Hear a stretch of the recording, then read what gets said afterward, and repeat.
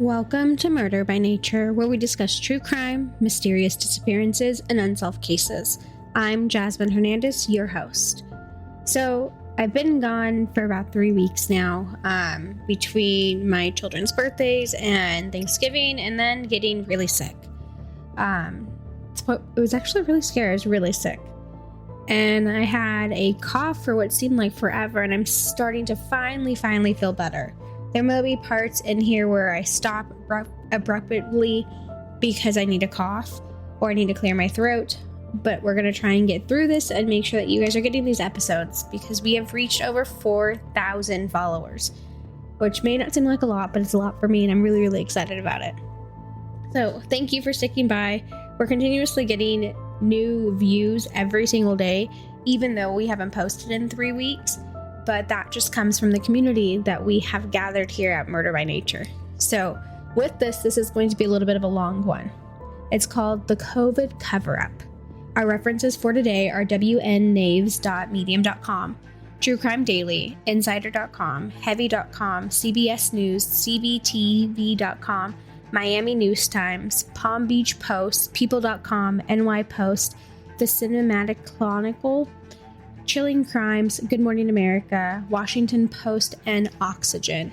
As we get started into this, just make sure that you guys have something nice to drink and listen to the COVID cover-up story. It's a chillin' one, I will tell you that. When the COVID-19 pandemic hit the United States in March of 2020, fear and panic quickly spread. States were being shut down, the economy was just crackling, and thousands of people were becoming sick each day. In the weeks leading up to the shutdowns, people were staying home and there was no real human interaction outside the common core within your four walls. You know, some people learned how to bake during this time and others binged Tiger King. I was one of those. Tiger King was a different era in the pandemic, but for some, real nightmares were sparked within those four walls of their home and they had no one to protect them. During the early 2020 era, one life in Palm Beach, California was really starting to come undone. David Anthony had a laundry list of failures and disappointments that he was starting to make, and it was spiraling out of control. His marriage was ending. He lost his job after several disturbing outbursts with women within the company, and to top it off, his wife had kicked him out of the home, and he had to move back in with his mother. As COVID started to kick off, David started to tell people that he was going to move to Costa Rica and start a new life. He was inviting friends, former coworkers, and even girls that he just met. Now, as one life was spiraling, the other was finally starting to come together. Gretchen Anthony was a newly single mother who decided to put herself back out there. She had a job at Viking Utility as an HR position that she loved, and she decided that she was going to be happy. Gretchen's previous marriage ended years prior with a man named Jeff, and they shared a daughter together. As the virus was upending daily life, Gretchen was just like anyone else. She was trying to figure out how to get by. Her near daily posts on Facebook echoed the frustration and fears that were very familiar to most. She shared informational videos about the virus and how to stay safe. And then after finishing Schitt's Creek and Games of Thrones, she asked for TV recommendations. She reposted memes and jokes that poked funny at the new normal. And as anyone else, she wrote the same post, and I think we all saw it. Does anyone else feel like life is being written by a fourth grader right now? There's this virus, everyone's scared, the world ran out of toilet paper, and there's no school. Now, on Thursday, March 19th, she posted a quote from a meditation blog. When chaos is all around you, the wisest choice is to create peace within you. But slowly, her profile started to go dark. Over the next few days, so did most of her communications with the loved ones that she was communicating with daily. In 2008, Gretchen was a teacher in Jupiter, Florida. She met a personal trainer named David Anthony at the gym, and they quickly grew a connection. Sparks started to fly. David had a magnetic personality, and Gretchen was drawn to it. The only problem was Gretchen was married to a man named Jeff. Gretchen and Jeff were dating for many years before they got married in 2007. They had a daughter together, but both were unhappy and trying their best to make the relationship work for the child. Over the next few months, the relationship would start to spiral, and Gretchen and David would become official. In 2015, Gretchen and David tied the knot. Although the relationship was new and fresh, the dynamic quickly started to change. Gretchen had spent most of her life up north attending fashion school in New York City, later earning her degree closer to her childhood home of New Jersey. Now, this is where she would work as a teacher. Eventually, she moved to Florida sometime in 2006, but after spending 8 years working at private schools in Palm Beach County, she decided she was going to make a career change, and she accepted an HR position with Viking Utility, an electrical contractor. It was a job that allowed her to connect with others, something that she loved doing. Growing up with a single mother in Palm Beach Gardens, David spent most of his childhood and adolescent years adrift. He usually didn't speak unless addressed. He was overweight and had low self-esteem, which made him a constant target for bullies at school. Because he was so much larger than other kids his age, he hadn't even been allowed to join the recreational sport leagues. And as a teen and young adult, he struggled with severe depression and showed symptoms his family believed to be consistent with bipolar disorder. Refusing to take medication of any kind, he devoted every bit of himself to physical well-being. After high school, he earned a scholarship to play basketball at a college in St. Petersburg, and he idolized hyper-masculine superheroes like Thor and basketball greats like Kobe Bryant, even naming his husky Kobe. In his 30s, throughout much of his relationship with Gretchen, he worked as a trainer at Orange Theory and other gyms. David always dealt with insecurities. They tried hard to make the relationship work, and friends noticed that as you started to get to know David, you would start to notice his mood changes too. David had a lot of ups and downs in his moods, and he quickly became very challenging to be around. This caused a massive strain within their marriage to the point where they had to go and attend a retreat in Hawaii to help them grow closer. Unfortunately, it did the complete opposite. During the trip, David acted so erratically that he had to be separated from the rest of the group. For the first few years of their marriage, the two seemed happy. But as Gretchen started to stay through the remaining 3, she was just trying to leave. She confided in friends that David was becoming increasingly manic and at times verbally abusive. They separated once for at least 6 months, but they wound up back together. And in the spring of 2017, a horrible accident occurred. David was working on his truck in the garage when the jack slipped. He suffered a traumatic brain injury from the car falling on him, and Gretchen had to care for him as he healed from the wounds. David made attempts of all kinds of methods, including training, self-help groups, but his behavior continued to spiral. On one frightening occasion in 2018, David believed that the world was ending. He loaded up his truck with 3 big bags of rice, some pots and pans, and 10 pairs of shoes before taking off. His family believed the episode was a symptom of his bipolar and manic depressive disorders. Although Gretchen recognized her husband struggling, she didn't feel like she was equipped to help him. Over time, as his mental illness continued to go untreated, her patience waned. She wished him all the best and hoped that he learned how to deal with his mental health issues. She texted a friend in 2019, "I feel bad that I couldn't help, but I think he needs to learn how to love himself before he can love anyone. Something he might not have experienced in his lifetime." Sometimes, she said, as she locked herself in their bedroom just to put some distance between him, she would look into his eyes and they were crazy. She texted Dawn one morning in late December. David was spiraling and she didn't know what he was capable of. "I'm watching him on the cameras and waiting for him to go to bed." She texted Dawn another evening. "I'll go downstairs and get a knife and put it under my pillow, just in case, and hopefully go and get some sleep." This year, though, on Christmas Eve, Gretchen went through David's backpack and found her wedding ring, passport, driver's license, credit cards, and some cash. The incident worried her enough that she texted Dawn, her boss, and her friend that she was afraid of her own husband. By the end of the month, Gretchen made the decision to leave the relationship. David ended up moving out of the house and moved into the house with his mother. In the weeks after the separation from Gretchen, his coworkers noticed a gradual change in his behavior. Most days, David would be among the first to arrive at the gym, but after the split, he started coming in later and seemed to be more withdrawn. Now, On January 26th, another switch seemed to flip. Kobe Bryant, his idol, died. And this haunted David. This tragedy sparked nationwide mourning and wall-to-wall news coverage of the devastating deaths. David was among those grieving, and in the days following, he broke out hysterically, crying and wailing in front of classes that he led. But when the manager offered to send him home and call in a replacement, he refused. David imploded in the most visible and vicious manner possible, seeming to want everyone to know that he was hurt.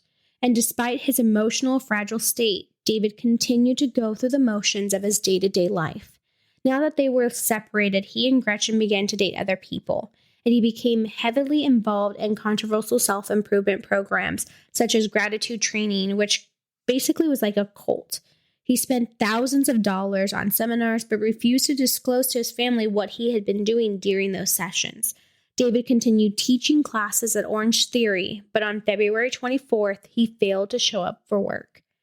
Now, most people, they don't show up to work and it's okay. But David, he left the gym members locked outside. And when Tabitha confronted him, he erupted at her. Once again, she had to make the decision to terminate his employment, this time for good. 4 days later, Gretchen filed for divorce. On March 7th, the woman he had been dating made reservations for a paint and sip class where they would drink wine while the instructor led them through the process of completing canvas paintings. But when she rebuffed his attempt to fill her up during the session, he burst out of his seat, screaming in the middle of class, and stormed outside. Later that night, as she drove him back to her house to get his truck, she told him that he was not welcome to stay. When they reached the house, she was alarmed by what she saw inside. Duffel bags filled with his clothes had been laid out on her bed, dining room table, and food from his mother's house was stashed in the freezer. Kobe, David's husky, was in the backyard. David, it appeared, had attempted to move in. As she collected the belongings of a man she barely known for a month, David lurked outside, banging on the window, screaming at her. He left only after her neighbor called the security company. A week later, David had a similar episode outside of Gretchen's house. While she slept in the early morning hours, he ranted about escaping to Costa Rica, the world he believed was coming to an end, and she let him in for a few hours until she just couldn't do it anymore. Now, the country was reeling from the COVID-19 pandemic, and as people were staying home to isolate and avoid disease, it wasn't unusual to not see your loved ones during this time. But friends and family were deeply concerned by the texts that they started to get from Gretchen on March 23, 2020. Gretchen was due to return to work that morning, but she never showed up, and she didn't notify her office that she wasn't coming. Now, Dawn, Gretchen's boss and close friend, texted her to see if she was okay. There was no reply. She texted again at the end of the day. "Hi, please let me know if you need anything. I'm really worried about you." Again, no reply. Finally, on Tuesday morning, she received a response. Gretchen said that she had gone to the ER and passed out in the hospital after recording 102-degree fever and low oxygen levels. Because of her increasingly dire medical condition, she said that she was being transferred to an off-state location in Belle Glade ran by the federal government. The only issue with this story is that facility didn't exist. Gretchen started to text family members the similar message. Tested positive for coronavirus early this morning. That's the bad news. But I'm at the CDC Coronavirus Treatment Center that handles only COVID cases. The good news is that my blood type is the potential to be used in the cure. Not sure if you remember me saying that I have a strain of mad cow disease in my blood. Well, that strain is significant enough in gathering more answers to make the cure. For safety purposes, Dr. Sinclair and her team strongly recommend that we maintain contact with immediate family members only. I'm using my mom. At this time, Gretchen's ex-husband, Jeff, had their 12-year-old daughter with him in Juniper. He, too, began receiving these text messages from Gretchen saying that she had been quarantined by the CDC and may be placed in a medical-induced coma, rendering her unreachable. But Jeff didn't buy it. He took a hard look at the text, and went through the shoddy grammar and punctuation. They used a lot of abbreviations, which Gretchen never did, and he knew this was not her. But there was something familiar about the speech patterns. He did indeed know someone that talked like that. His ex-wife's now estranged husband, David Anthony. At this point, Gretchen was not answering texts or calls, and friends decided that it was time to reach out to law enforcement and ask them to perform a welfare check. As the family was trying to find answers to what was going on with Gretchen, they called the clinic and hospitals for more information, only to find out that no one named Gretchen Anthony had been admitted there, either of the medical facilities in the recent days, which just made them spiral. On March 26, 2020, police began knocking on the doors in Gretchen's neighborhood in search of clues. At this time, a neighbor came forward to claim she had heard a horrific scream the morning of Saturday, March 21st, 2020. In addition to the screams, she said that she heard a woman clearly say no, and then something along the lines of "it hurts, stop." It's unclear why the woman didn't call 911 when she heard everything, but police said that it's not uncommon for people to not want to immediately get involved with a situation they don't fully understand. Another neighbor told the police that he had noticed soapy substance coming from underneath Gretchen's garage door.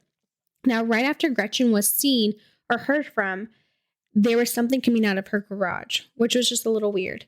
An investigation revealed what appeared to be stains from a mysterious soapy substance on the driveway. It would appear that someone had been cleaning in the recent days, and certainly doubtful that someone sick with coronavirus would feel up to such a task as cleaning their garage. While checking the property, police observed that the door from Gretchen's patio to her garage was locked, and the key had been broken inside the deadbolt. Investigators wondered if this is where they might find Gretchen.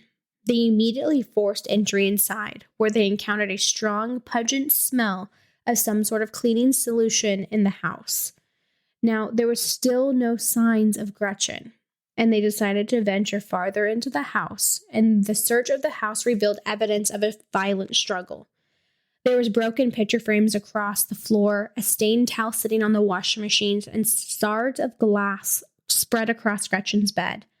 The towel later tested positive for BLS, blood-like substance, but most importantly, the clue came from the neighbors who had taken pictures of the black Nissan pickup truck that was parked outside Gretchen's house after the screams were heard. So who owned such a truck? None other than Gretchen's ex-husband, 44-year-old David Anthony. Now, Gretchen's disappearance was starting to look more like some foul play instead of her just being in the hospital with COVID. And her former husband was the prime suspect in this case. When the couple finally separated in February of 2020, it was at this time that Anthony began to grow increasingly violent, according to his former boss, Tabitha. Apparently, Gretchen had felt the same. She had confided in her family that she was concerned for her safety and had security cameras installed around her house as a form of protection. Her fear was apparently driven by an unvisit from David to their home after he had already moved out.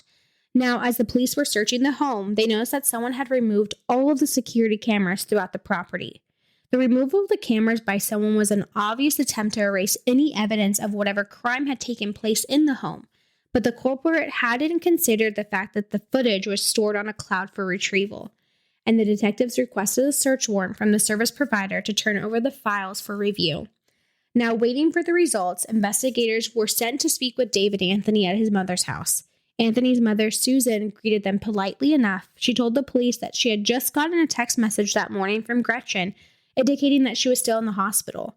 They accepted her offer to look at it and found it to be just as all the other ones. But her answer to their inquiry about David was a concern to them. Anthony's mother said that he told her he was going to Costa Rica. She said that he packed up his truck on Tuesday and left in it with his dog. This made police feel like they got their guy. There was something more sinister about this case, as the detectives on the case received footage from JMC parking lot.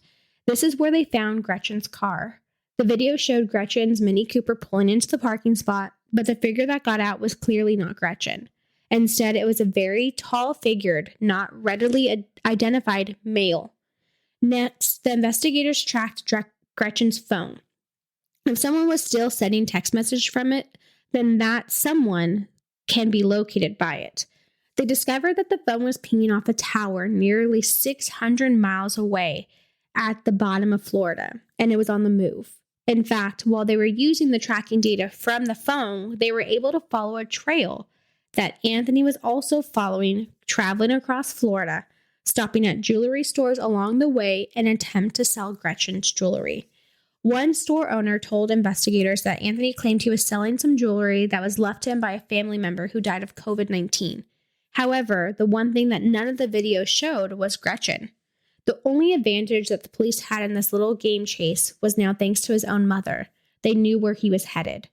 By this time, Gretchen had been missing for 6 days, and there was no indication of where she might be, but both his phone and her phone were pinging the same towers as he drove through Texas to the Mexican border. It could have been that they were traveling together, but again, there was no signs of her in any of the videos that he stopped, so that was unlikely. Now, digging into Anthony's past, investigators found something else about him.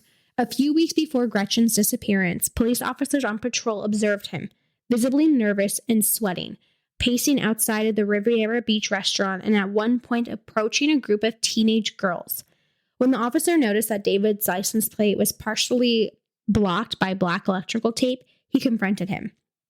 David grew defensive, suggesting his 12-year-old stepdaughter was to blame, and he refused to stand still despite the officers warning him not to move. David yanked open the door of his truck and began rummaging through it. Fearing of what might come next, officers trained his gun on David and ordered him to the ground. When the other officer arrived to provide backup, David leaped from the pavement, dove headfirst into his truck, and reached for the front door floorboard. One of the officers grabbed David, but not before he slammed the door on her arm. He was arrested for resisting arrest with violence and posted bail several days later. When officers looked beneath his seat, that's where they found a large Bowie knife. With the evidence detectives were accumulating, they were very much aware that they were dealing with a potential dangerous individual. He was also attempting to be crafty by turning on and off the phones and only using them when he was needed, so there was a gap in tracking him. Now, on March 27th, 2020, Anthony's phone pinged in Pecos, Texas. But the next time they were able to get a ping was the following day when it showed up in La Cruces, Mexico. Fearing that they might lose track of him before he reached the border, detectives made the call to the police department and gave them the description of Anthony's truck. Police were then able to pull him over, and when they asked about his ex-wife, he told them that she had COVID, and that was the last time he heard of her. She was in a CDC facility getting treated for it.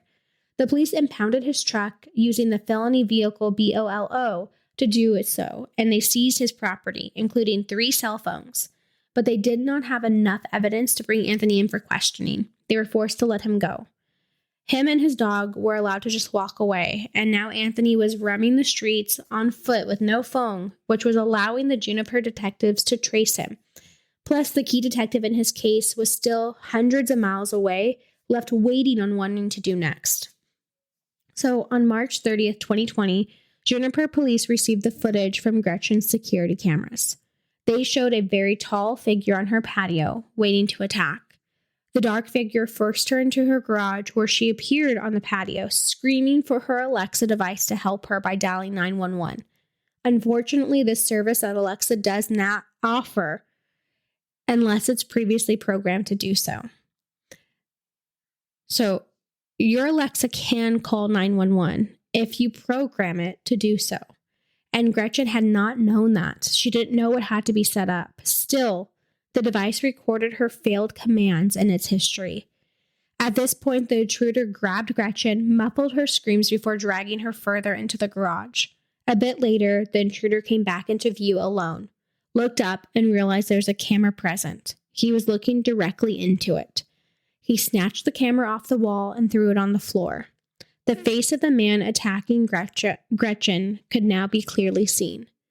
It was David Anthony. Afterwards, he took all the cameras down from out the house. With the evidence needed to arrest Anthony for the kidnapping and murder of his former wife, the detectives headed to La Cruza in the search of the killer. They searched homeless shelters and common gathering areas. They searched hotels and hostels. There was no sign of him. Now they feared he might have disappeared off the radar completely.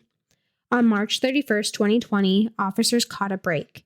Anthony was spotted walking his dog, and police arrested him and took Kobe to a shelter. The detectives were finally face-to-face with the murderer that they'd been searching for all this time. And as Anthony sat in the back of the police car, they asked him, what was the arrest warrant for? And Anthony's ignorance of the circumstance said, what for? When the detective told him that it was for homicide, he asked, for who? And the detective thought that it was this, and it was, what do you mean for who? You know for who. Anthony shook his head, saying, why would he ask the question if he didn't know? At this point, the detective told him he could talk more about it at headquarters, but he still wanted to know the answer to one question right there. He asked Anthony, what did you do with Gretchen's body? He got no answer. Now, as detectives, both from Jupiter Police Department, sat down in the interrogation room, with one primary goal. They wanted Anthony to tell them what he had did with Gretchen.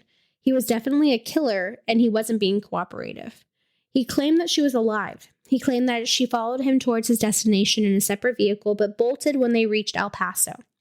Now, both detectives knew that this was a lie, but they continued to let him further his claim that she was on the run because she discovered some illegal activities were happening at her employer's company, and someone was after her because she knew about it. He was invasive about the follow-up questions about the COVID test that were supposedly from Gretchen, where they told him that there was no record of her being at the hospital. And David shrugged it off, saying it doesn't mean anything. Now, both detectives told David that they knew he was the one sending the texts, but he still denied having harmed her, even after they told him that they had him on video, parking her car in the parking lot. He claimed that he had told her that she had him do that for her, but he surely couldn't deny what he's seen at the home surveillance. He told her that he put his hand over his mouth and dragged her into the garage. And he claimed that she was still alive, though. She was still alive. No matter what tactics they took, David stuck to his claim that Gretchen was still alive. In fact, he repeated that she was alive 35 times during the entire interview. Frustrated and angry, detectives switched tactics, this time appealing to David's affection for his stepdaughter. He held up a photo of her and told David, look at it. David told him, I love her dearly. I love her dearly. David shared that he taught her to ride a bike, shoot hoops. Detectives told him that's awesome and hopeful that his tactic might be working. But the other detective told Anthony, do what's right for her. He only responded that he would never hurt her. He added that he would never hurt either of them. Challenged the statement that he was hurting her indirectly, he responded again, Gretchen is still alive. They made it clear that they knew she was dead. He dared them to prove it. And that's when they told him that they had it in black and white. He told them that they didn't have videos of him killing her and asked how they knew it was him. He told them to show it to him, angrily insisting that they do so. Seeing that they were getting nowhere, they decided to take a break and send officers in to adjust his handcuffs while they waited outside the room. Afterwards, Kirsten returned alone, putting on a quiet, friendly persona. He played audio of Gretchen's daughter begging Anthony to tell them what he did with her mother's body, but that didn't work either. Instead, Anthony falsely claimed that the voice on the recording was not his stepdaughter. He said he knew her voice, and that wasn't it. The detective was at his wit's end now and called Anthony a monster for what he did, but Anthony insisted he had nothing to do with it. He kept calling him a monster while Anthony replied that he needed to do his homework over and over. After more than 2 hours of this verbal standoff, David cut the interview short by asking for a lawyer. The detective left the interview room angry and frustrated that he couldn't find out what Anthony had done with Gretchen's body, and there was nothing more he can do at the moment. Anthony was charged with second-degree murder and extradited to Florida. His black and white husky named Kobe was adopted by new owners, and Anthony's face was all over the news, revealing him to the public as a monster that he clearly was. But still, prosecutors knew that they would have a hard time getting a conviction without a body. Though the footage showed Anthony attacking Gretchen, it did not show him murdering her or what he did with her body. That lack of evidence was exactly what Anthony counted on. Anthony was held in custody at Palm Beach County, Florida jail as a grand jury indicted him on charges of kidnapping and upgraded the second-degree murder charge to first-degree murder. The change in charges put Anthony at a risk for being sentenced to death, but still, there was no body. It was the one thing that can set Anthony free at trial, and the cold-blooded killer knew it. As months rolled and the holidays approached, it was increasingly apparent that Gretchen's remains may never be found. With her family brokenhearted over the lack of progress in finding her, so they can put this to rest and possibly her killer could elude justice due to the fact of lack of evidence, the prosecution entered the negotiations with Anthony's defense attorney. In December of 2020, the prosecution and defense lawyers began working out a plea agreement that would possibly take death off the table, but put Anthony behind bars for 38 years in exchange for him pleading guilty to a reducing charge of second-degree murder. And there is one more requirement. Anthony must finally reveal the location of Gretchen's remains. On December 21st, 2020, 9 months after David Anthony murdered Gretchen, he pleaded guilty to his crime and put one more piece of the puzzle into place. He revealed what he had done with his former wife's body. Gretchen was buried just a few miles from her home beneath an otherwise a patch of grass behind a Walmart shopping center and near a retirement home. It was unclear of how he managed to bury her there without being noticed by anyone, but he wasn't providing any further details. With Gretchen's location now known, her remains were recovered and an autopsy was performed, finally revealing why the neighbor heard Gretchen screaming on March 21st, 2020. Gretchen had been stabbed repeatedly in the neck and torso. There was defensive wounds where she had tried to fight back, where she tried desperately to save her own life. Ultimately, she had lost her life, and her ex-husband had disposed of her and cleaned up the mess of his crime as much as possible before attempting to flee the country. On January 14, 2021, David was sentenced per his plea agreement. Members of Gretchen's family were also present in the courtroom. Sarah Carey, Gretchen's sister, had this to say to her sister's killer. "You used what you did to negotiate something for yourself. You're pure evil. You stole a mother away from her child, a daughter away from her mother. You're a monster, you're a coward, and you can never be forgiven." When Anthony was allowed to speak, he only gave strange explanations for his actions. "My illusion saw the COVID pandemic ending as a world prophecy, an Armageddon. I felt compelled to escape at no cost. Instead of being a man, I chose to be a coward. I tried to steal what wasn't mine, and in the process, I ended a life. Her life had value, her life had meaning, and I stole that life." And still, he would not say why he really murdered Gretchen. Her friends and family may never be given the answers to the questions that remain, and Gretchen's daughter is in the care of her biological father and recovering from the trauma of losing a man she once adored and a loving mother he so callously took from her. David Anthony's sentence put him behind bars until 2058. He would be 81 years old upon his release. It remains to be seen if he ever will truly have remorse for what he did and finally explain and honestly why he killed Gretchen Anthony.